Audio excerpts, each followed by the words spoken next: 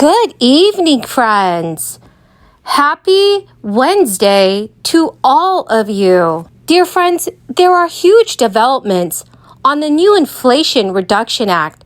Congressional lawmakers are concerned about the current state of the United States economy. Economists have also announced steps that the Biden administration must take to avoid a recession. Please, friends, make sure you watch till the end of this video for all the details. Also, to say thank you for watching every day, I'm giving away 4 $75 Walmart gift cards every week. If you would like to enter these giveaways, please make sure you click and like several of my videos, and then comment below the keyword of each video that you watch. The more videos that you watch and then leave a comment on, the greater your chances of winning these giveaways. He's talked about that in the past, right? He's talked about what he wants to make sure that we lower cost, right, of college for students. Look, since 1980, the total cost of both four-year public and four-year private college has nearly tripled.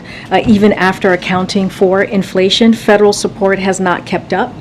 Pell Grants once covered nearly 80% of the cost of a four-year public college degree for students from working families, but now only covered a third.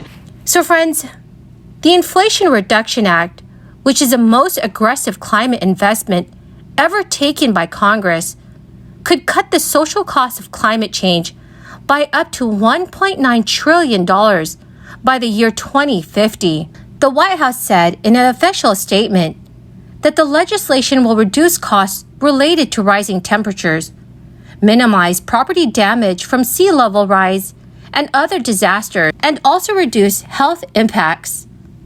The analysis by the Office of Management and Budget, which administers the federal budget, is the first published estimate of the avoided climate-related social costs resulting from this legislation. The social cost of carbon is an estimate of the economic costs that would occur from a future level of carbon pollution.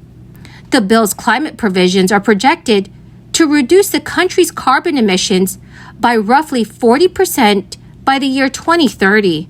Early in his presidency, President Biden pledged to reduce U.S. emissions from the 2005 levels at least in half by 2030 and achieve net zero emissions by the year 2050. In the shorter term, the analysis projects the bill will save between roughly $34 billion and $84 billion each year by the end of the decade. Climate-related disasters could cost the United States federal budget roughly $2 trillion per year.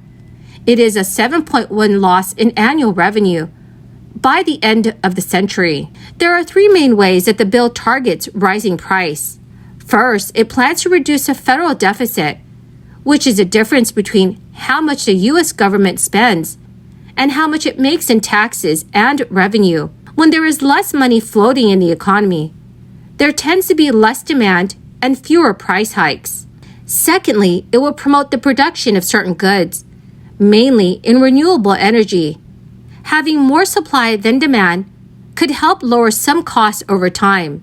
Third, and more directly, one provision of the bill will help limit the price growth of certain prescriptions by allowing Medicare to negotiate their costs with pharmaceutical companies. But still, some of the biggest drivers of inflation, including food and energy costs, are not immediately addressed. Friends, the keyword for this video is Greece.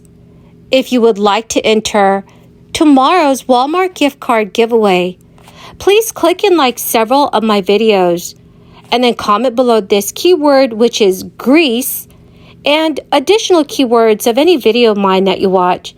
And do make sure that you're also subscribed to my channel. And friends, the more videos that you watch and then leave a comment on, the greater your chances of winning these giveaways. President Biden's move to cancel $10,000 in student debt for some Americans may wipe away any deficit savings from the $739 billion that Senator Manchin and Chuck Schumer climate and tax hike legislation. A new budget model indicates that the White House's $10,000 student loan handout will add $330 billion to the U.S. deficit. The figure is significantly more than the $305 billion the Congressional Budget Office estimates will be cut from the deficit over the next decade. This is because of the new Inflation Reduction Act, which was recently signed into law. Maya McGuinness, who is president of the Nonpartisan Committee for a Responsible Federal Budget, told reporters today the president repeatedly talked about how much he cared about reducing the deficit. They may now wipe out that amount of deficit reduction in a matter of minutes with a stroke of a pen. Earlier today, Biden announced plans to cancel $10,000 for borrowers earning less than $125,000 a year. Pell Grant recipients will receive $20,000 in debt cancellation, provided that their income is below the $125,000 threshold. Administration officials claim that no individual or household in the top 5% of earners will benefit from this decision. Education Secretary Miguel Cardona shared his thoughts on the issue. He stated, "Earning a college degree or certificate should give every person in America a leg up in securing a bright future. But for too many people, student loan debt has hindered their ability to achieve their dreams, including buying a home, starting a business, or providing for their family." So friends, it is unclear if the federal government will seek to offset the canceled debt.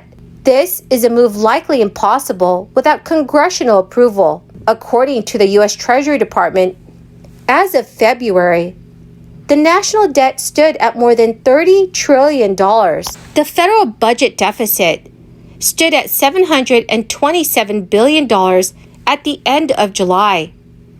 The White House's decision will only impact individuals with federal student loans.